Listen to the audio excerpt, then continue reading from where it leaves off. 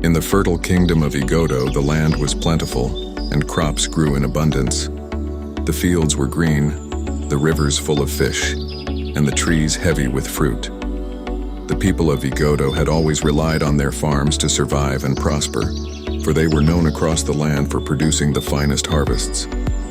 But despite their bounty, the kingdom of Igodo had a dark secret. They were the weakest in battle.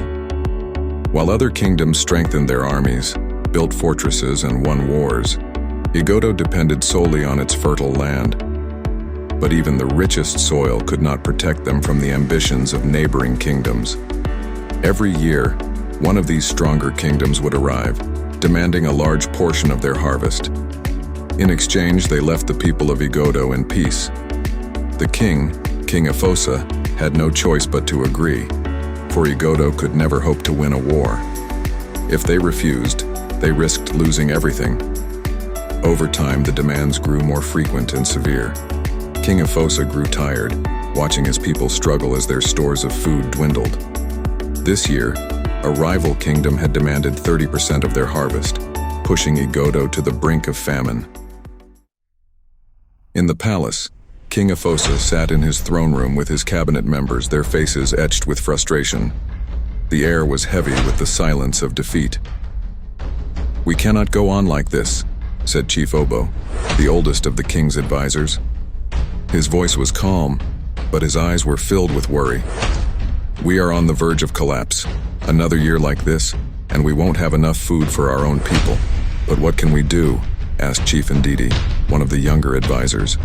"We have no army to fight them, no allies to support us. Refusing their demands will only bring war, and we all know we won't survive that." The king remained silent for a moment, his eyes fixed on the map of the kingdom laid out before him. He knew they couldn't go on like this. Yet the thought of war terrified him. It wasn't just their defeat he feared. It was the end of his kingdom, his people enslaved or worse. The room fell into a heavy silence, broken only by the crackling of the fire in the corner. For years they had endured the humiliation of giving away their hard-earned crops to avoid war, and each year, the demands grew worse. The people whispered of their king's weakness, though they dared not say it aloud. Suddenly, Chief Obo leaned forward, his voice dropping to a whisper. "There is another way," he said. The other cabinet members turned to him, confused. "What are you suggesting, Obo?" King Efosa asked, narrowing his eyes. "I speak of the legend of the haunted drum," Obo replied. "The drum that calls upon the dark spirits from the underworld. It is said that whoever beats the drum will summon the spirits and command them. They will grant you your deepest desires." A murmur went around the room. The haunted drum was nothing more than a story told to children to keep them from wandering too deep into the forest. The idea that it could solve their problem seemed ridiculous, yet the desperation in the room was palpable. "The drum?" Chief Ndidi scoffed. "You can't seriously believe in that old legend, it's a fairy tale." "Is it?" Obo challenged. "Many years ago, our ancestors buried the drum deep in the forest of shadows, believing its power was too dangerous for anyone to wield. But the spirits, they still wait. They wait for someone to call upon them." King Efosa stood, his brows furrowed in thought. He wasn't a man to believe in stories, but the situation was desperate, and desperate men often found themselves turning to myths. "And what would happen if we used this drum?" Efosa asked. Obo leaned in closer. "The spirits obey whoever summons them. They would fight for us and no kingdom would dare oppose us." A tense silence fell over the room. It was clear to everyone that what Obo suggested was dangerous, but the alternative, continued exploitation or war, was equally dire. The king turned to his guards. "Send a group of soldiers into the forest. Find the drum." A few days later, after an intense search, the soldiers returned, their faces pale as they carried a large weathered drum back to the palace. The drum looked ancient, its surface cracked and worn, but it still held an eerie power. King Efosa stood before the drum in the palace hall, staring at the object that could change the fate of his kingdom. "Is this truly it?" he asked, almost not wanting to believe that this artifact could hold the power they needed. "It is, Your Majesty," one of the soldiers replied. "We found it buried deep in the forest, just as the legend said." Obo stepped forward, gazing at the drum with reverence. "This is the key to our victory," he said, his voice filled with excitement. "How do we know it will work?" Chief Ndidi asked, still skeptical. "There's only one way to find out," Obo replied, his eyes gleaming with anticipation. "But the legend warns that the drum should only be beaten for a purpose of great importance. It is not to be used lightly." The king nodded slowly, his heart heavy with the weight of the decision before him. "Prepare for the meeting with our enemies," he commanded. "This time, we will not surrender." On the seventh day, just as expected, the envoy from the rival kingdom arrived to collect their tribute. The representative stood before King Efosa in the palace, smiling as if the food was already in his hands. "We've come for our harvest, as agreed," the envoy said smoothly. King Efosa straightened in his seat, his voice steady. "You will receive nothing from us." The envoy blinked, his smile faltering. "Surely, Your Majesty, you must be joking. You know the consequences if you refuse." "I am aware," Efosa replied firmly, "but we will not give in to your demands any longer. You can tell your king that we are ready for whatever comes next." The envoy stared at him, shocked. "You know what this means. War is inevitable. Your kingdom will be destroyed." King Efosa remained silent, his resolve unshaken. The envoy left in a hurry, returning to his kingdom with the news. When he arrived, the rival king could hardly believe it. "They've refused?" the rival king asked, incredulous. "They are begging for war. Gather the army. They will regret this." The day of the battle arrived. The two armies met on the battlefield. One side, a massive force armed to the teeth with soldiers numbering in the thousands. The other side, King Efosa's army, was small, their numbers pitiful in comparison. The two kings rode out to meet each other, both mounted on their horses. The rival king stared down at Efosa. "You're making a grave mistake, Efosa. This war will end in your defeat." King Efosa remained silent, his eyes cold. The kings returned to their sides, and the battle was about to begin. As the rival king's army surged forward, King Efosa stood at the front of his troops, holding the haunted drum in his hands. His heart pounded, but his hands were steady. He raised the drum high and struck it once. The sound was deep, like thunder rolling across the land. The ground beneath their feet began to tremble. The sky darkened, clouds swirling above. The rival army faltered, their advance slowing as the ground beneath them cracked and shook. From the cracks in the earth, 7 spirits rose, tall, dark figures, their forms twisted and otherworldly. Their eyes glowed a deep red, and their presence brought a chill to the air. The rival army halted, terrified of the unnatural sight. One of the spirits turned to King Efosa, bowing slightly. "You summoned us, Master," it said, its voice deep and echoing. "What do you wish?" King Efosa's voice was steady as he spoke. "Bring my enemies to their knees. Let no one stand in our way." The spirits turned toward the rival army. The rival king, watching from a distance, was frozen in shock. His soldiers, once brave and confident, began to falter as the spirits advanced. Their weapons turned to dust in their hands, and the ground beneath them opened, releasing snakes that slithered out from the soil and struck with deadly precision. Within minutes, the once mighty army was destroyed, their soldiers either dead or wounded, lying helpless on the battlefield.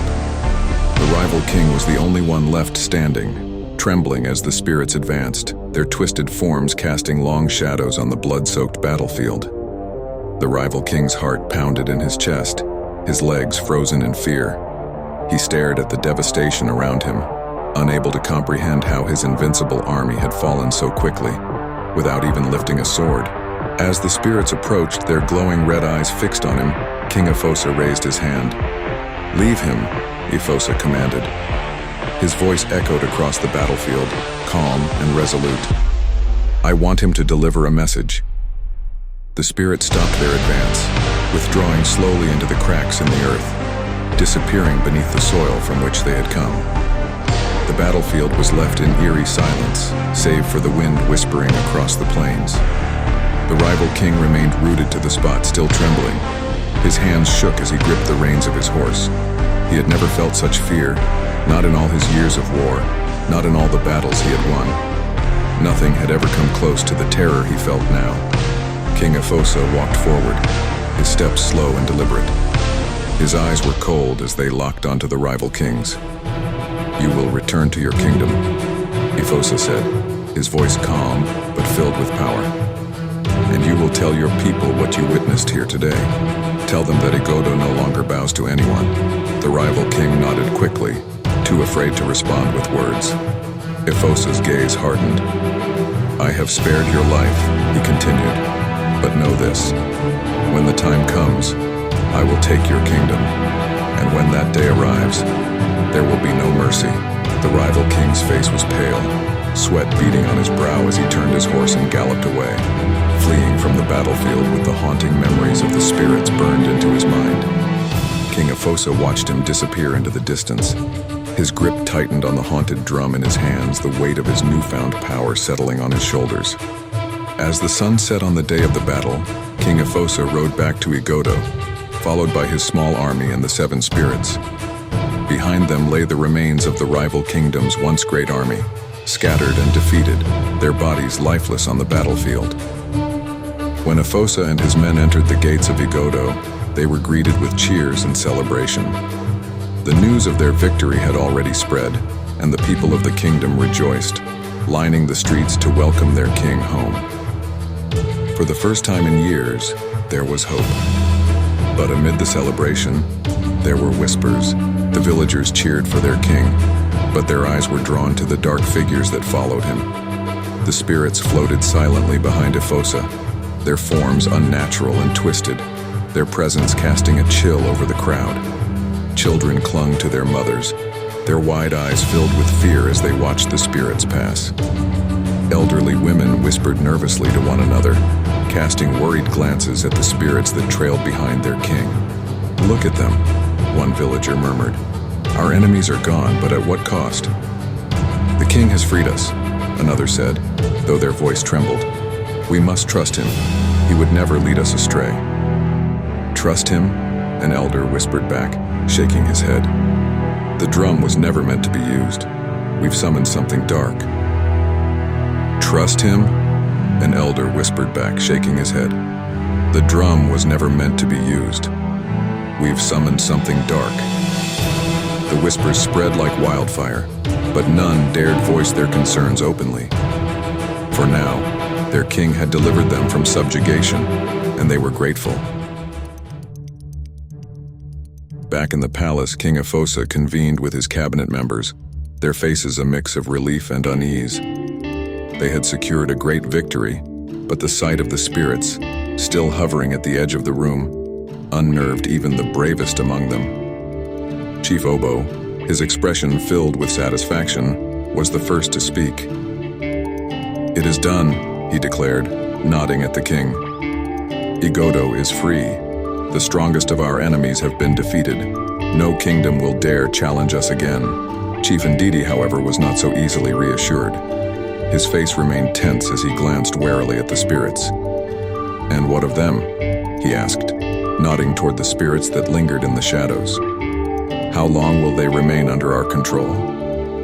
King Efosa met Ndidi's gaze, his expression calm but firm. "The spirits serve me," he replied confidently. "They obey my command. They will not betray us." Obo nodded in agreement. "We have harnessed their power for our own survival," he said. "The spirits will remain loyal to the king as long as he wields the drum. We have nothing to fear." But Ndidi was not so sure. "Power like this always comes with a price," he muttered quietly, "and I fear we have yet to see what that price is." Efosa's eyes hardened. "Enough, Ndidi," he said, his tone sharp. "We have won. Igodo is safe. That is all that matters." Ndidi fell silent, but his unease remained. He couldn't shake the feeling that something was terribly wrong. The spirits, with their glowing red eyes and silent presence, filled him with dread. Later that night, King Efosa sat alone in his chambers, gazing out over the kingdom he had fought so hard to protect. The moonlight streamed through the open windows, casting long shadows across the room. Outside, the celebration continued. His people were dancing in the streets, singing songs of victory. But Efosa's mind was far from peaceful. He thought of the spirits, those dark, twisted figures that had risen from the cracks in the earth, obeying his every command. Their power was undeniable, and it had saved his kingdom. But something about them troubled him. Though they followed him, their presence was unnatural, their motives unclear. "The spirits serve me," he whispered to himself, repeating the words he had said to his cabinet. "They will not betray me." And yet, in the stillness of the night, he couldn't shake the feeling that their loyalty was not as absolute as he had believed. He had beaten the drum, and the spirits had come. But what would happen when the drum fell silent? Efosa shook the thought from his mind. This was no time for doubt. He had saved his people, and that was all that mattered. The kingdom of Igodo was no longer weak, no longer a pawn in the hands of stronger kingdoms. They would rise, and with the spirits by their side, they would conquer. He stood from his seat, glancing once more at the haunted drum that lay in the corner of the room, half hidden by shadows. Its surface was worn, its age clear, but its power had never been more real. However, the spirits had a dark secret. They revealed to King Efosa that he had freed them from the underworld, where they had been trapped for centuries. They were bound to grant his wishes, though they never revealed how many he had. King Efosa believed he had full control over them, but little did he know. The spirits had their own agenda. Unknown to the king, the spirits were not bound to him forever. Once they had granted his last wish, they would be free from his control, and when that time came, they would no longer be loyal.